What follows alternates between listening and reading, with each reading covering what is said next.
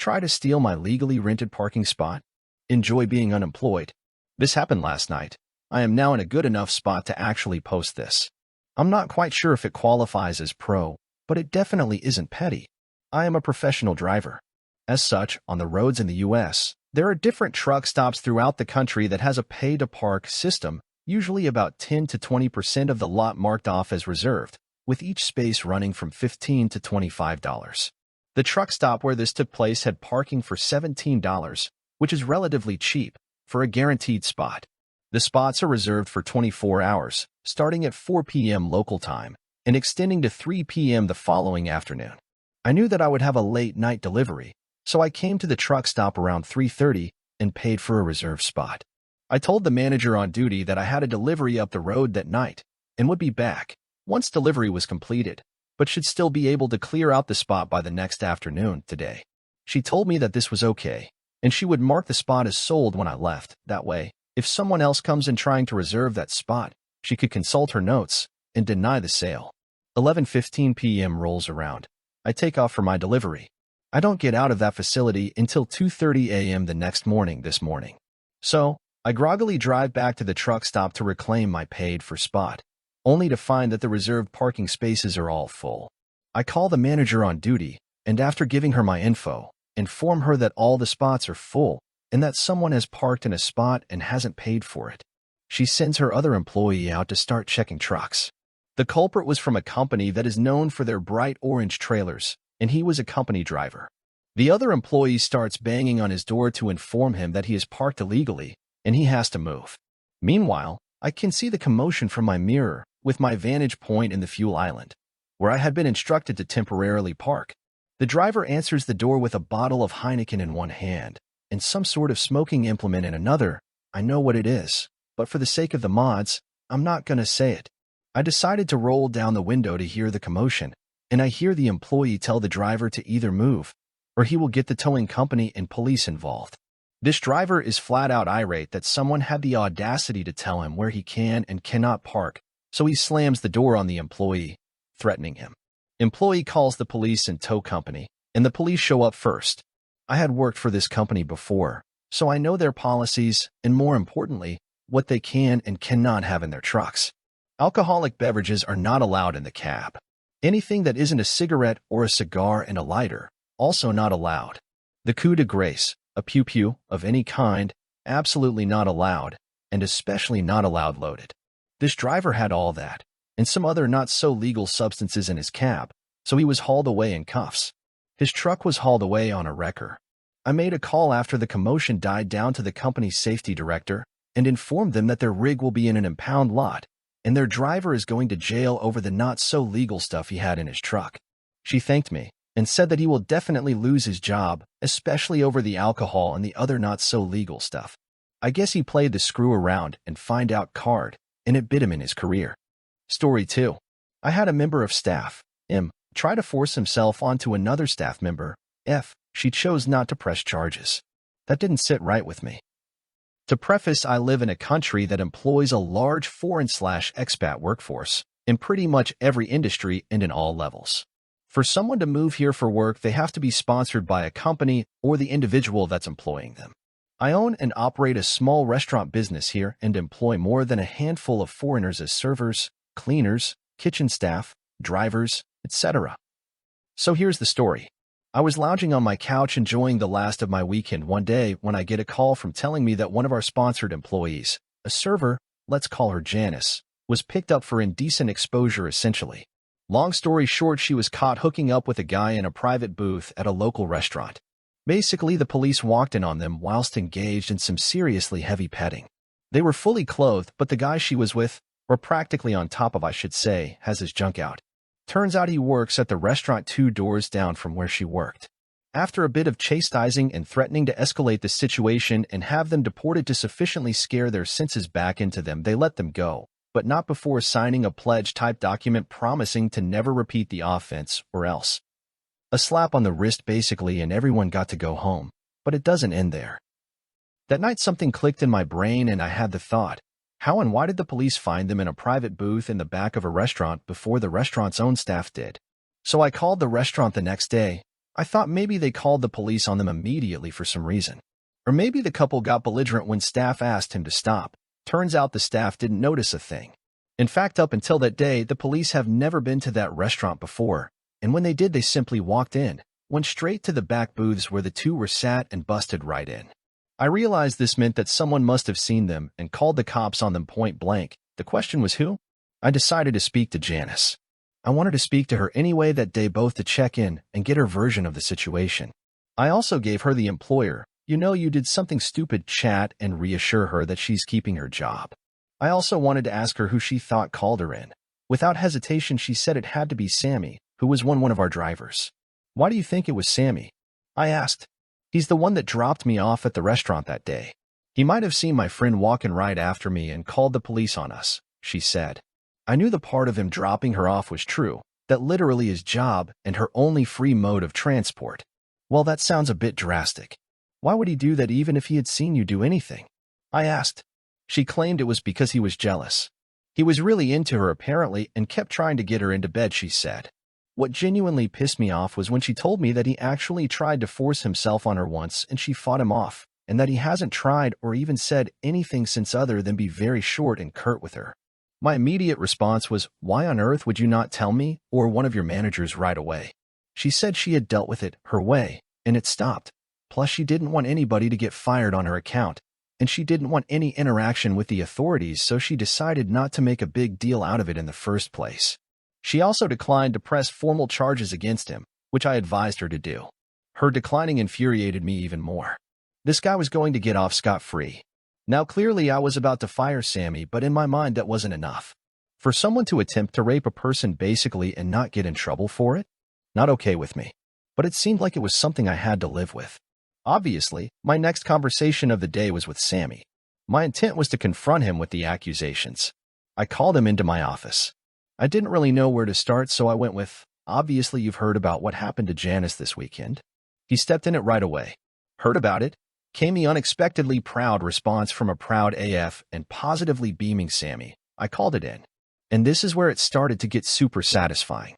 You see, for a couple of years since I met Sammy every now and then he would pull out and show us all pictures of his wife, who was back home living with his mother. She was younger than him and quite beautiful, but sadly barren, which is apparently why she settled with an older fart like him. He was so proud of how pretty she was. He was also a devout religious man, or so he claimed. So I asked, and why call the police?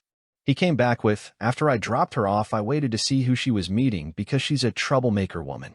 When I saw the man walking after her, I called police because I know him, and he is married, and this is against the laws of God and man. I'm smiling now. I knew I got him. Why do that instead of calling your direct manager, or even me, and before even seeing for yourself what they were doing exactly at that? Why make it my problem and the company's problem what she does in her own time? Silence. Head down counting his shoes. Sammy, I know why. I know what you did. Janice just told me. I'm disgusted by you and sorry that we hired you. He had the audacity to mumble, I only tried once, sir. I almost slapped him. Anyways, I fired him, handed him a one-way ticket home, which was in 4 hours, and told him to GTFO. This is where I get my not-so-petty revenge. I had his house phone number saved somewhere from we hired him. It was on his CV. I knew that because I called him there to interview him before we first hired him. I waited until his flight took off and dialed the number. I assumed either his mother or wife would answer the call, but I was wishing for the latter. I got my wish. Hello, Mrs. Sammy. I'm your husband's employer. Well, his former employer anyway. Just so you know, I fired him a few hours ago, and he's on a flight home as we speak. His flight number is XXXXX. He will be arriving at XXXX. Just so you are aware, I was forced to fire him because he attempted to rape a fellow employee half his age. I'm sorry, I said, and promptly hung up, but not before hearing her gasping in shock. Story 3. A lawyer's pro-revenge on a wife-beater. Let's call him Joe. I have to call him something, the man I ruined, but I can't call him by his real name, so let's call him Joe. Joe was a wife-beater. I was hired by Joe's brother-in-law, the brother of the wife that Joe beat. My client was also Joe's ex-business partner. Aside from the whole, you beat up my sister thing, my client had another beef with Joe, a serious business beef. My client took it to court and gave me the case to handle. Joe and his lawyers fought me long and hard. Joe was confident that his bullshit and outright perjury would carry the day. It had always worked before. His bullshit and his fists had won him a good settlement with his ex-wife, free of child support, so maybe he thought that threats and lies would carry the day once more. But he was wrong, and after the trial I had a judgment against him, a big judgment, far bigger than he could pay. Joe twisted and he turned and he shimmied and shaked, but after a while I'd located and taken all his assets. It was easy, really. Joe had no thought of consequences, and so he didn't lawyer up until it was too late. If one of my clients ever sues you, you're in trouble, because my clients lawyer up before they even know your name. But Joe didn't lawyer up until the process server threw the papers at his feet, and by then, it was far too late.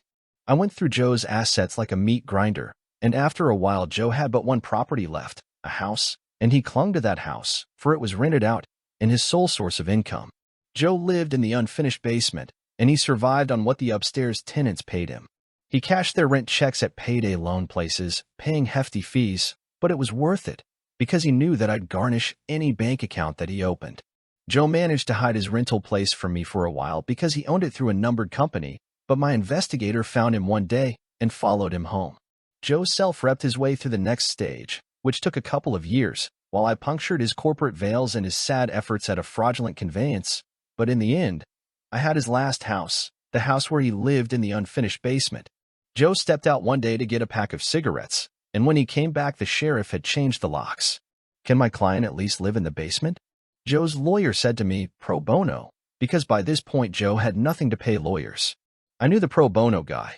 He practiced law nearby. As I was talking to him, I could see pro bono guy's office window across the parking lot from my office tower window. Ask the purchaser, I said. It's out of my hands, and it was. I told Joe's lawyer that the new owner, a nominee, one of my client's employees, wouldn't let him back into his shitty basement apartment. Joe, a man who had owned this, and that here and there and all over town had just lost the last thing he owned on earth. Except for his truck. He still had his truck left. Joe's truck was this big-ass gas-guzzling beast that he drove around in. It was too old and too frail to be worth seizing, so I let Joe keep it, and I was glad I did that, because now the truck was where Joe slept.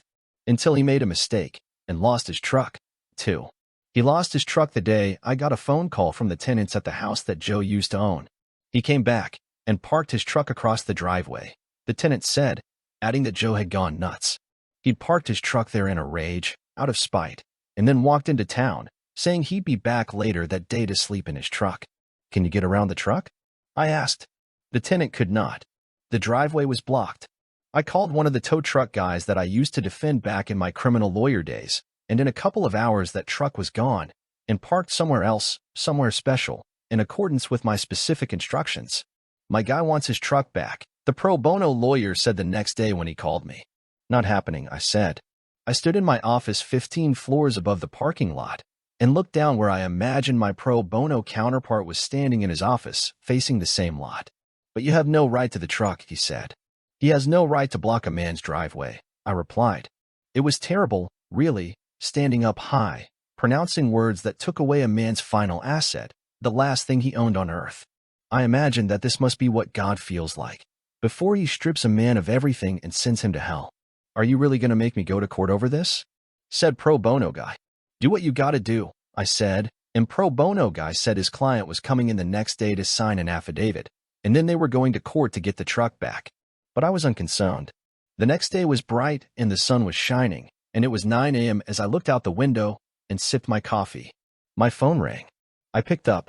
It was pro bono man. Why didn't you tell me that Joe's truck was parked right outside my office? His voice was tight, and I could tell that he must have been shaking with anger. Is that so? I said, staring out at Joe's truck parked 15 stories below me. How careless of my bailiff to leave the truck where your client could easily take it back. I really must speak to him. Very funny. My client's going to sue. No, he isn't. He's going to get in that truck and drive away, right now. I told my tow guy to fill up the tank, and he gave it an oil change too, gratis.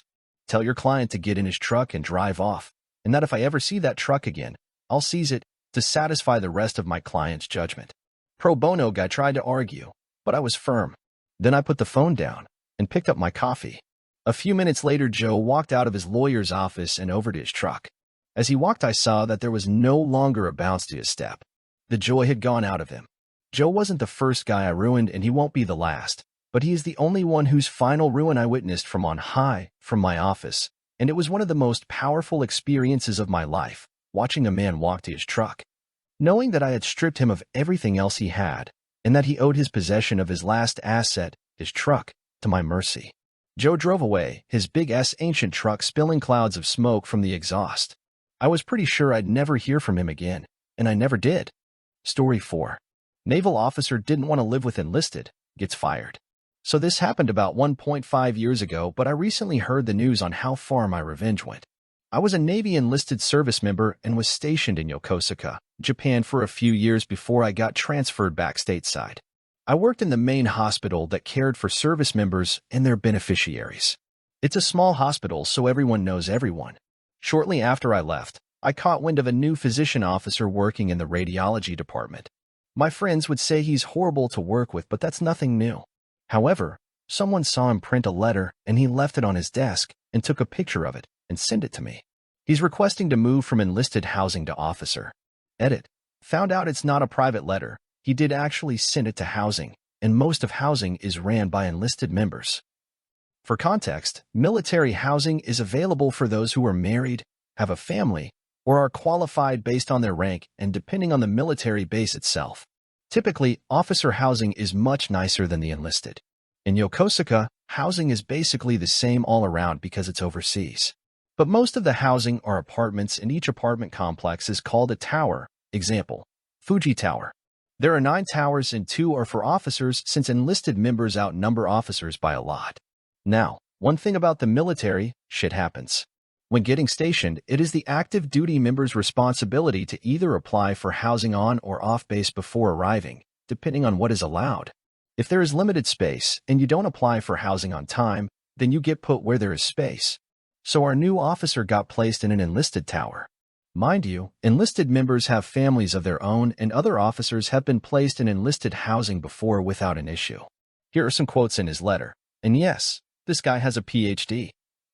I have many valid objections to living in a building of almost all enlisted, and even many lower enlisted being an officer. There is a lot of crime, violent actions, drug use, and alcoholism that happen in enlisted housing. There are also sexual assaults and other perverts. I have a good-looking family, a wife and 2 daughters aged 3 and 4. They are prime targets to be victims for these enlisted deviant activities. My family should be safe in housing that is with officers. Officers are much more respectable, and these types of deviant activities are incredibly rare compared to the deviant activities of enlisted being commonplace. Other officer families will not want to visit us because our family lives on enlisted housing. My children need to make friends with other officer children. My wife needs to make friends with other officers' wives. I need to make friends with other officers. Forcing an officer to live in a large apartment building with almost all enlisted is unethical. You get the idea. So this guy basically looks down on all enlisted service members, assuming every single one are drug users, perverts/pedos, criminals, etc. The kicker? He was an enlisted Army member before going to officer school. In civilian terms, think of a manager that discriminates and calls all of his subordinates criminals, violent, alcoholics, pervs, drug users, etc. based on your job position, forgetting that some have a family and maybe aren't any of those things. And he not only have the authority to ruin your work life, he can ruin your personal life, deny days off, make you stay late, write you up if he doesn't like you, and not letting you promote. Safe to say, everyone was pissed and I have nothing to lose. I was separating soon and figure I'd have some fun before I get out. I created a burner Facebook account and posted the letter and the officer's picture on a popular military enlisted group page. Within 2 days, it spread like wildfire. But I wasn't done yet. The military has something called challenge coins. Think of trading cards, but custom coins that come in many shapes and sizes. I designed one with his face and a big middle finger in the back. On top of that, I designed stickers to show how proud us deviants are. Other coin designs came from other people as well, but so far I think mine was more popular. I sold over 70 coins to the initial person who originally sent me the picture at a huge discounted price so she can sell them for a profit for herself. So the officer's face is everywhere because most people keep their coins displayed on their desk. No matter where the officer went at work, you would see his face on someone's desk. And since it didn't have his name on the coin, can't officially say it's him. I sold more stateside and even some got sent to Europe. I made about $3,000 overall, which was nice. The story even got featured on the online naval newspaper and on 2 popular YouTube channels.